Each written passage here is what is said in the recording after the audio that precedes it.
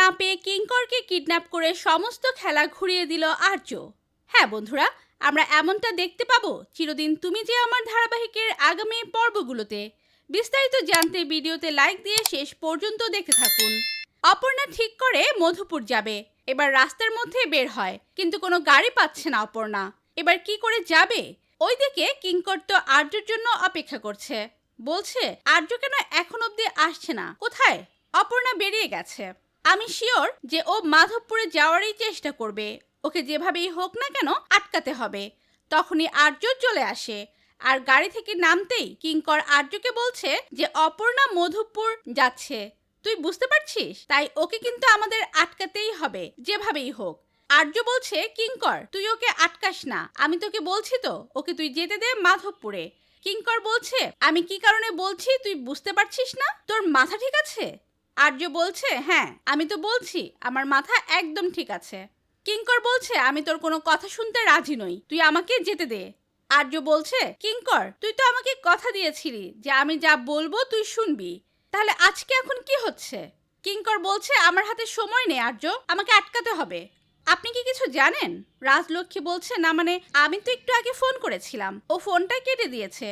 আপনি একটু শান্ত হন, আমি দেখছি। তারপরে তো কারেন্ট আসে, মানছি। ওখান থেকে চলে যায় রাজলক্ষ্মী। যখন ঘরে যাবে তখনই তারা সুন্দরী মা সেখানে আসে। এসে বলছে যে আলো নেই, চারিদিকে অন্ধকার, আবার বিপদ ঘনিয়ে আসবে। তখন জানলা দিয়ে দেখার চেষ্টা করে। এদিকে তারা সুন্দরী মা তো ভেবেই যাচ্ছে যে অন্ধকার ঘিরে আসছে, ওকে ফিরিয়ে আনবি না? রাজলক্ষ্মী কথাটা শুনে বলছে কার কথা বলছে তারা সুন্দরী মা? তখন রাজলক্ষ্মী ঠিক করে যে ও আর্য অপর্ণাকে বাঁচাতে যাবে। দেখে মানসী দেখে যে রাজলক্ষ্মী বেরুচ্ছে। মানসী গিয়ে আটকায় রাজলক্ষ্মীকে, বলছে আপনি কোথায় যাচ্ছেন? আপনি একা কোথাও যাবেন না, আপনার সঙ্গে আমি যাব। তখন রাজলক্ষ্মী বলছে আমাকে এভাবে আটকেও না মানসী, বলে মানসীকে সরিয়ে দিয়ে বেরিয়ে যায় রাজলক্ষ্মী। রাজলক্ষ্মী বুঝতে পারে যে কোনো একটা বড়সড় ব্যাপার হয়েছে, তাই ও যাবে ঠিক করে। অপরদিকে কিঙ্কর প্ল্যান করে কাউকে একটা ফোন করে কিছু প্ল্যান বলে দেয়। আর এদিকে নিজের ঘর থেকে বেরোনোর সময় দেখে যে কিছু পেটি আছে, ও পেটিটার মধ্যে আগুন ধরিয়ে দেয়। তারপর দরজার সামনে গিয়ে চিৎকার করে। বোঝে যে আগুন লেগেছে। বাইরে থাকা বডিগার্ডগুলো সেগুলো দেখে তো জল নিয়ে আসে আগুনটা নেভাবে বলে।